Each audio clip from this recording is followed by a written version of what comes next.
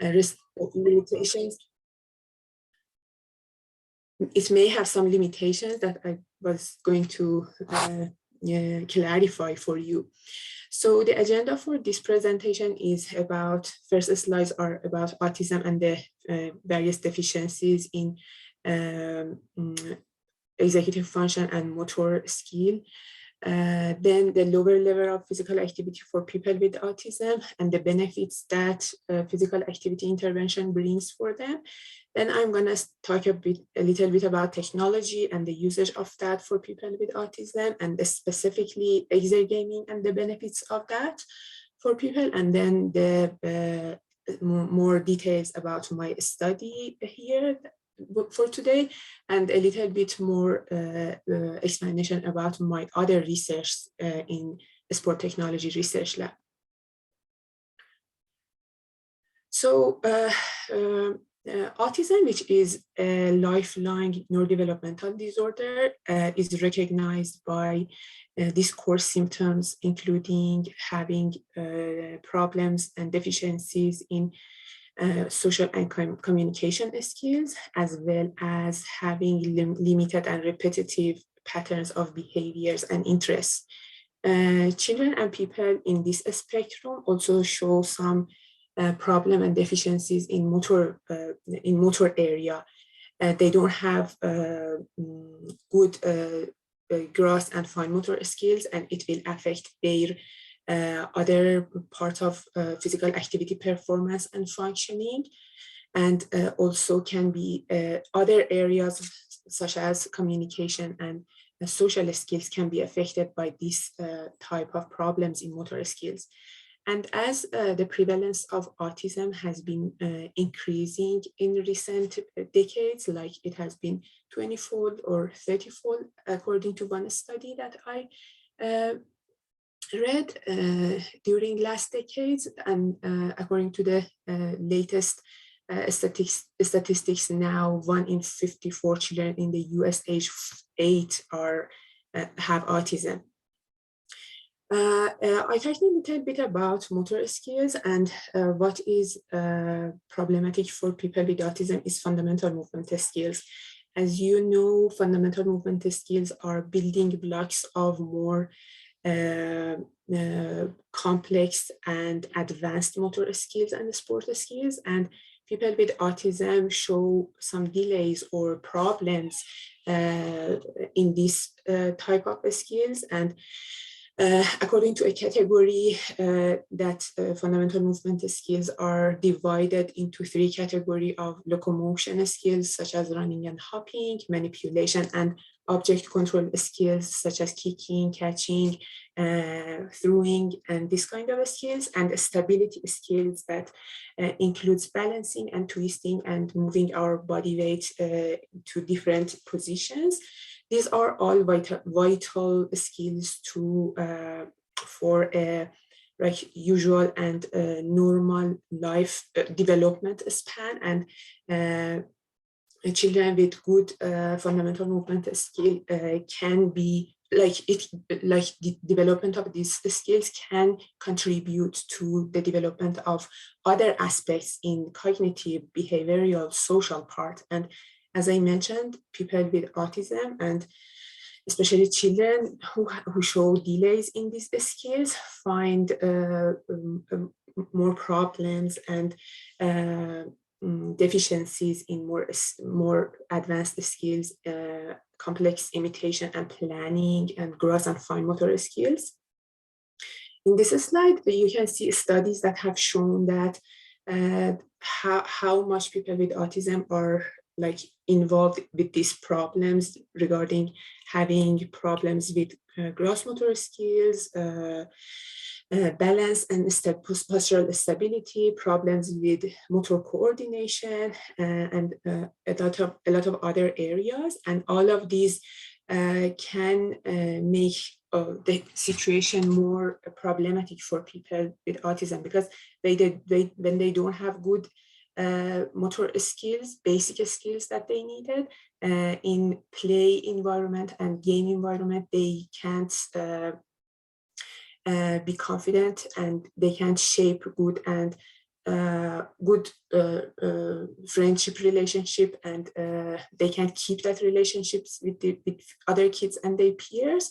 So yeah, it's been suggested that physical activity interventions should be necessary for these people to help them improve their communication skills, language skills, and coping with the problem.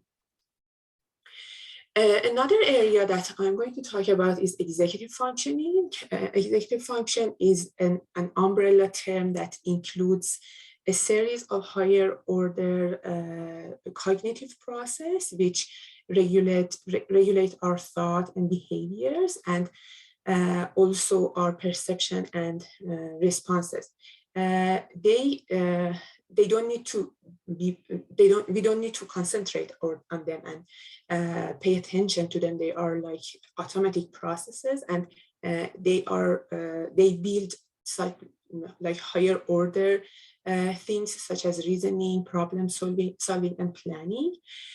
But what I'm gonna specifically talk about is cognitive flexibility, which is the ability to change our way of thinking and responding and perceiving things in a different way.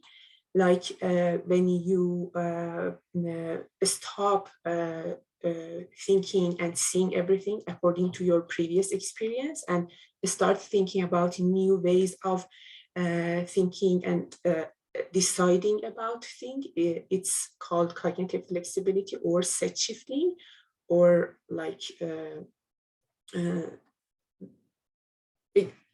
yeah, that's it. So yeah, this is an area of a skill that helps us thinking out of box, and when we are in a situation and we can think another way to solve a problem, or for example, for an instructor or teacher thinking about if this student is not good in understanding this item, what are other ways that I can teach her or teach his or her this skill or this thing. So this is again another area that has been shown to be problematic in people with autism, and meta-analysis showed that all areas of executive function has these deficiencies and dysfunction in people with autism, and studies have shown that there are some relationships between executive functioning and the core symptoms of autism, including all the social skills and repetitive and limited patterns of behavior.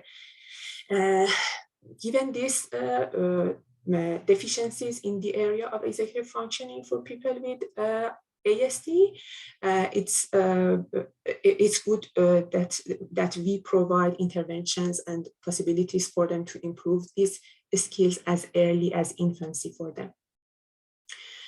Yeah, the next slide is about the lower level of physical activity for people with autism. As we all know, engagement in physical activity is an important component of having a healthy lifestyle, and it can reduce the risk health of serious problems such as cancer, heart disease, stroke, and obesity. And according to the World Health Organization guidelines, for every children and adolescents, it's necessary to do 60 minutes moderate to vigorous intensity exercise during day. And it is suggested that every people with any level of ability and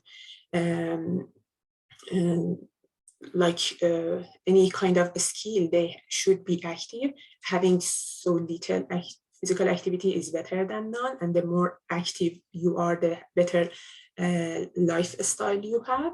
So again, for people with autism, according to what I said, the participation in physical activity environment is lower. For example, Ashley Hillier and her colleagues showed that adults with autism have lower engagement in physical activity, and they showed that in this study, they showed that they have people with autism have a less favorable attitude toward physical activity and compared to the typically developing group, and so they have this less intention to be active. Also, in other studies, in youth with autism, they showed that autism, they enjoy being active, but they don't see physical activity as a good way to make friends, or like for them, having physical activity and being involved in that was difficult. They were too busy with other therapies and programs and school to be active.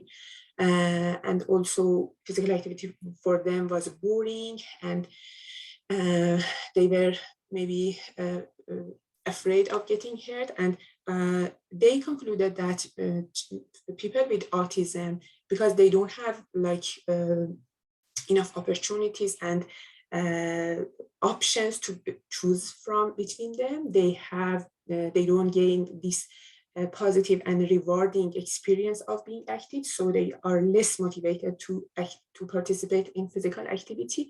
The other thing that I'm going to highlight is that this study showed youth with autism watch television and play video games more than the other group that are not in the spectrum.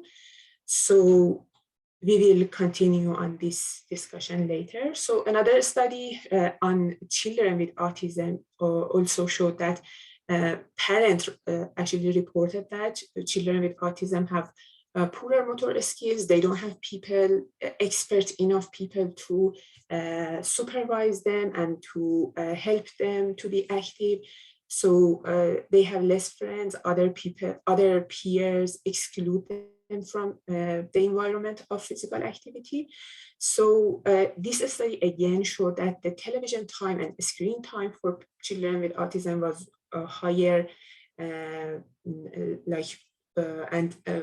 was so much, and it was correlated with the adversely correlated with the hours they spend in physical activity.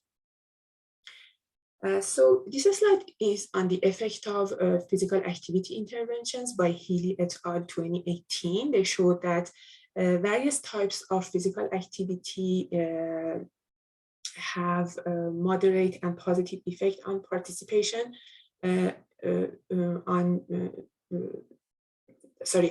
they have positive moderate effect on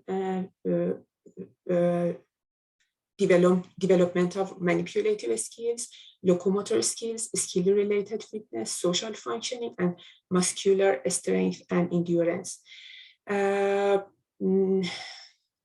They suggested that physical activity interventions can improve physical, cognitive, emotional, and social outcomes. And they also mentioned some other, due to the moderator effect that they did. They also commented on the parental attendance, the specialized classes for people with autism, and the length of each program that can be effective on the efficacy of physical activity intervention. Another study here by Rafiei et al. Also suggested that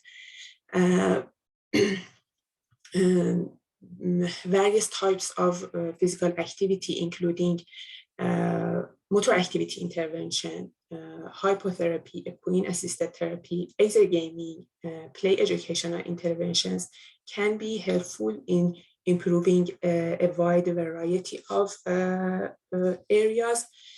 For example, aquatic motor activity, motor skill, and simulated horse riding was good and effective on improving activity outcomes in this study. So this slide is about how technology is helpful for people with autism.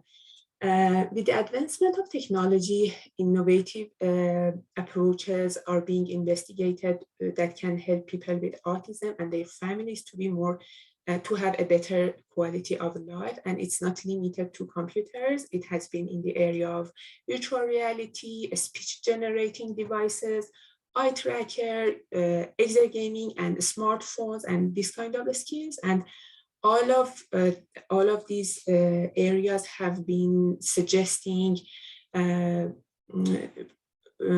constructive role in improving learning and improving skills for people with autism. So using technology has been more focused in nearly on the social part, because it is the main area of deficiencies in people with autism. And this slide in the between of my discussion is on the, I did that in Web of Science, and it shows that the number of studies on of using that have concentrated on technology for people with autism has been increasing since 2018 till now. And the area of studies for people with autism using technology is so much, including psychology, education, and many other areas. So this slide is more focused on exergaming. As I mentioned, however, the focus of technological-based intervention has been on social skills mainly. A few of research have been doing on the effect of active video games and the effect of exergaming on various types of skills.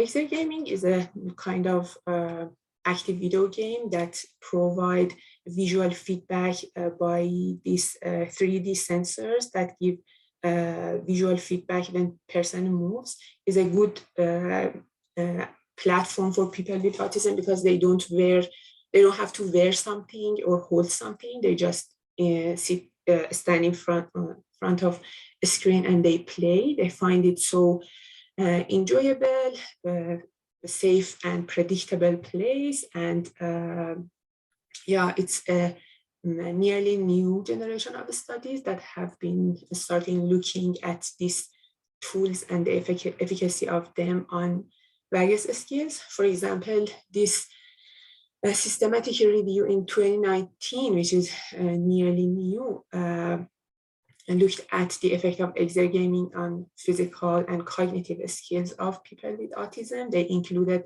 10 articles in this, and they included physical fitness, motor performance, intensity of physical activity, executive function, and self-perception in the skills that have been studying. And they the findings suggested that exergaming intervention indicated significant improvement in physical fitness, executive function, and self-perception.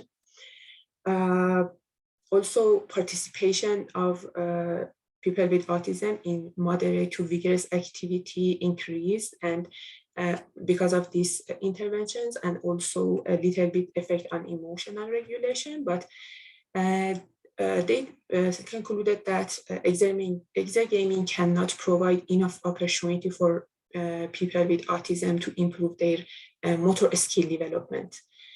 But also they suggested that there's not enough randomized controlled trial studies in this area, and more should be done. But still, exergaming can be suggested as a supplemental part to other traditional type of interventions for people with autism. So this is the paper that we published. I was working at Dr. Dui's lab in 2019, and we could publish this paper from my PhD thesis that I explained earlier on the effect of exergaming on motor skills and the effect of exergaming and physical activity on motor skills and executive function in children with autism. It was a semi-experimental study. We had 2 experimental groups, and including physical activity, which did a spark. We call it a spark, and exergaming group, we call it Kinect, and 1 control group. We included 60 children between 6 to 10 years old, and 20 children in each group that we divided randomly. It was good for us to include children if they had this they met the criteria of being diagnosed with autism by a psychiatrist or psychologist between the age of 6 to 10, and they were able to follow verbal instruction. And this is the diagram that shows the whole process. We divided them into 3 groups and then pre-test with the tools that I'm going to explain. Then we had some dropouts. We did the intervention. We had some dropouts, and then we did the post-test. We used 2 assessment tool, MABC2, which is a widely used tool for assessing motor skills in children, and it is categorized for assessing motor skill into 3 age range: 3 to 6, 7 to 10, and 11 to 16, in 3 areas of manual dexterity, aiming and catching or ball skills, and balance skills. It has been used in children with different types of disabilities, including children with autism. Also, we used Wisconsin card sorting test, which is one of the oldest tools for assessing executive function and set shifting and cognitive flexibility. And the more explanations about that, it was the cards were changed according to some rules with color, form, and number. And after 10 successful choose, the pattern changed, and people should recognize this change.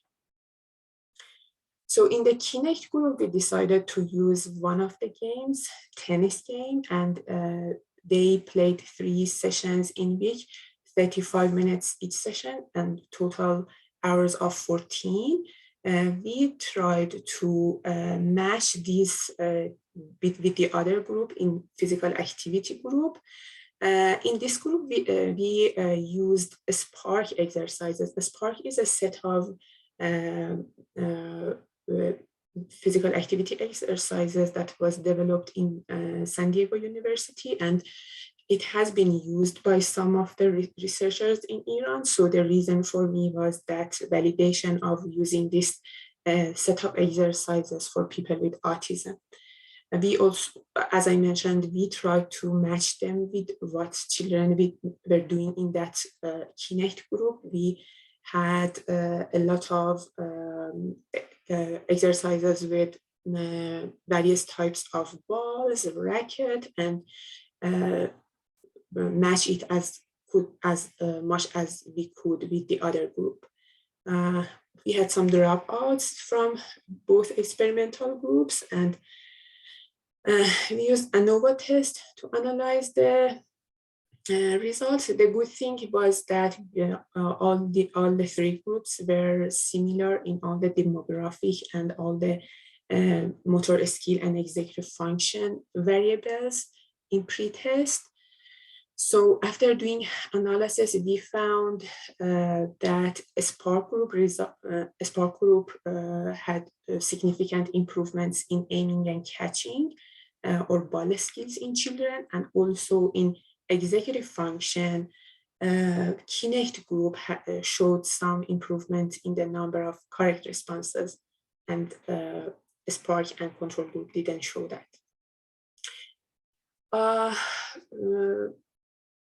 So this study showed that, according to our findings, children who participated in a Spark program displayed improvements in aiming and catching skills. And because we also included, I forgot to mention that we also included some balance exercises in this group, but they didn't show improvement in that part. So it may have been because the dosage and the frequency of exercise. So some studies have shown that like the interventions which are more than 16 hours show better results on improving motor skills in children with autism. Also, we concluded that the Kinect group showed improvement in executive function, and the Spark group didn't show such an improvement.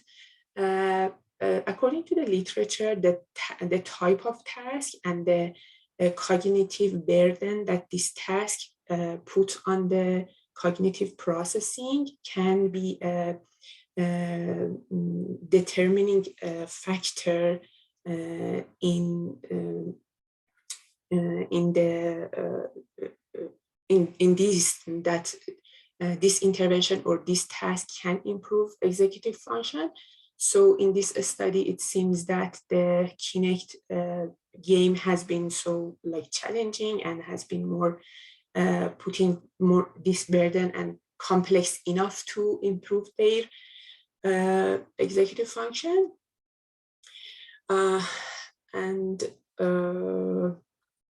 Yeah, so strengths and limitation. It was one of the, it was a completely innovative idea that we compared these two type of exercises.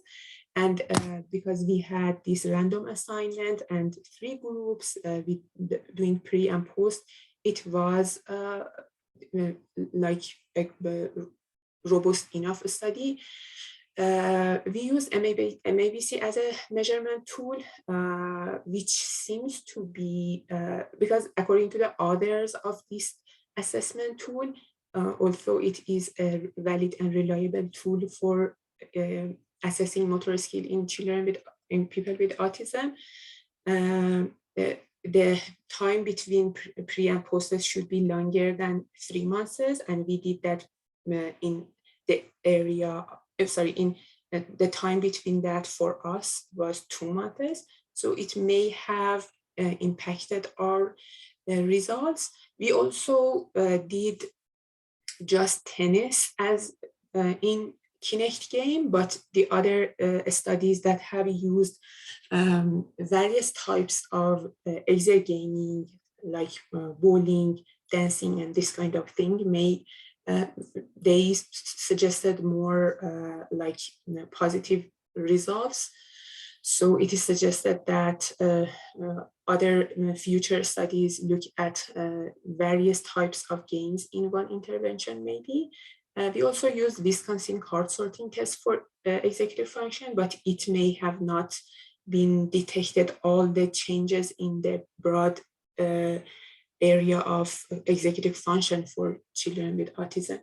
Also, there is always this debate on length and frequency of training course, and it is suggested that for future research, researchers focus more on length and frequency of training, and also look at the guideline of motor skill. In the continuation of that, I'm going to talk about some exciting things that we are doing in the lab of sport technology research lab with Dr. Cates. We ran a co-design study, and we included some adults with autism actually to be able to investigate how they know about physical literacy and how they are involved with applications and technology and softwares to be more active.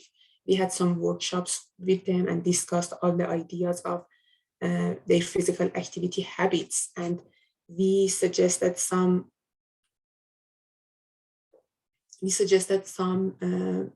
4 applications for physical activity to them, and ask them to use these apps and reflect on their experiences to us.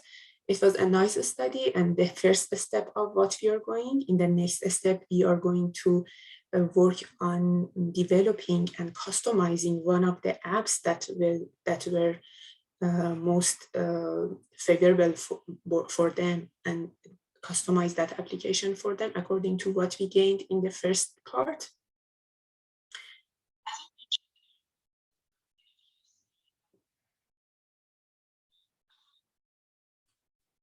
I'm not sure what happened here, but I think that voice was on that slide. So I'm done. Thank you for your attention. I'm here to and happy to hear your suggestions, questions, answer your questions.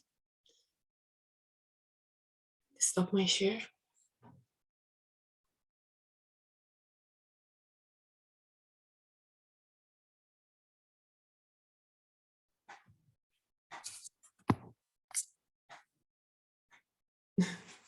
Hi, Yes, Homa. I have two questions.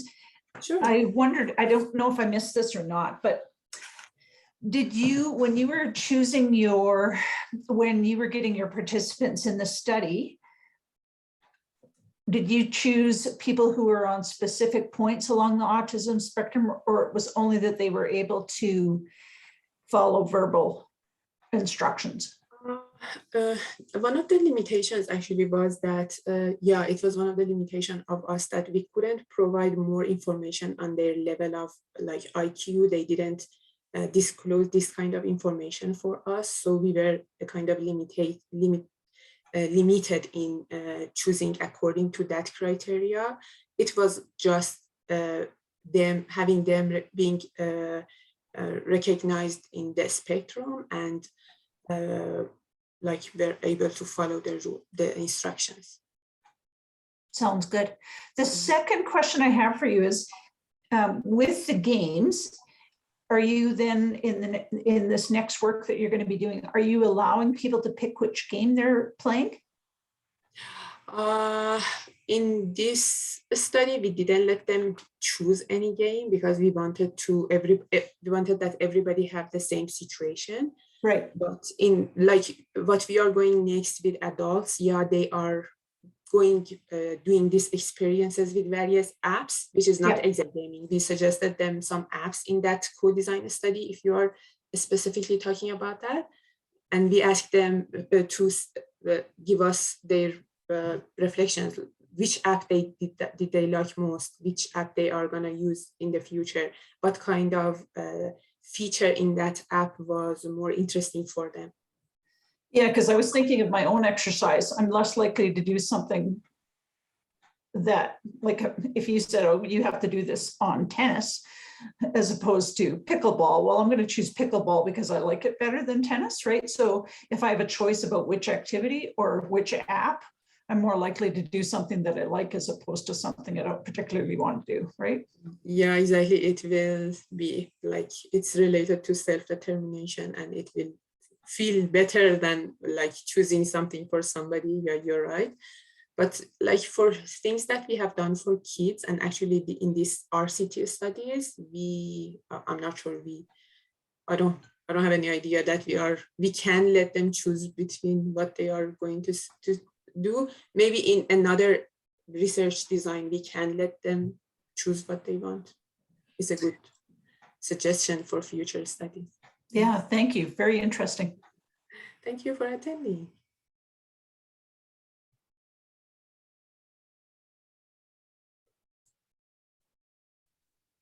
Homa, I was wondering if you had to choose between like the Connect game or the Spark program, would you is there one you would favor over the other? I didn't talk about my experiences about the feedback that I got from mothers because I had mothers in Telegram groups was connected to them. I had so much positive feedback from mothers from Exa Gaming group, like the Kinect. They were so much excited, and because of the excitement and enjoyment of kids, I think they were following up with me that our kid wants to continue that. And you know that in Iran, we don't have such a facilities and such programs so much for them. They were so much following up that kind of activity rather than the other group. So regarding their interest and what I heard of that, I would say Kinect group. But like, maybe I forgot to mention that for Kinect, suggesting more structured and more kind of supervision when playing with that game may influence the improvement of motor skills. that I forgot to mention. Okay. Mhm. And then one other question, and I think I probably missed this, but did your participants play these games in their home, or was it in a lab setting? Oh yeah. No, they played in, like, the Kinect was happened in a clinic, occupational therapy clinic, and the other Spark was happened in a gym. Like, we had them there. Thank you. No problem. If anyone else has any questions, please feel free to either drop them in the chat or raise your hand or just unmute yourself. Yeah.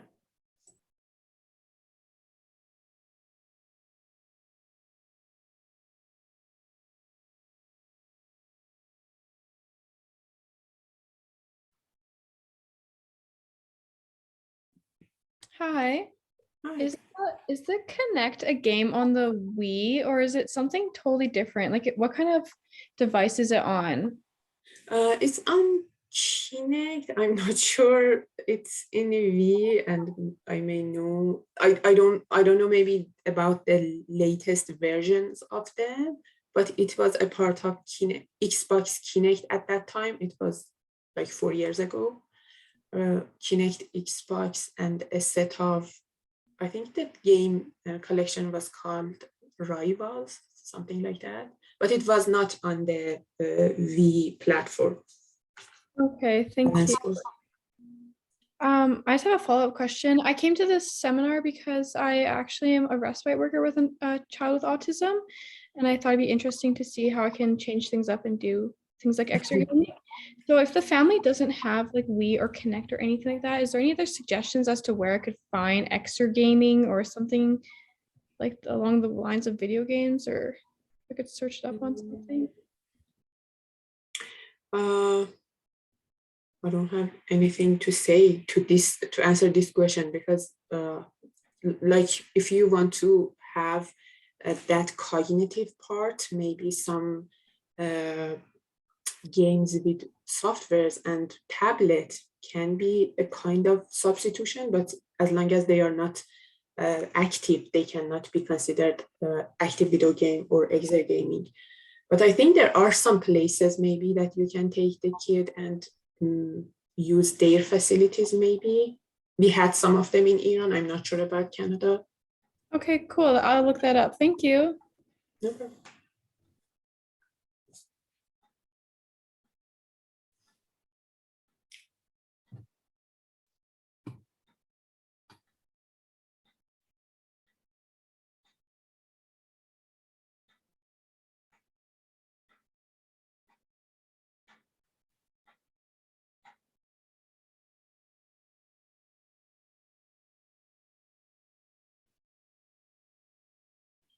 No more questions? Looks like you satisfied everyone's curiosity today. Well, thank you, Homa. If there are no further questions, then I think we'll just wrap it up and give everyone about 15 minutes back in their evening. But really Thank you. appreciate your presentation today. It was very well done and the information was amazing. So thank you. Thank you for giving me this opportunity. Thank you, everybody, for listening to my presentation, and have a great night, evening. Bye. Bye.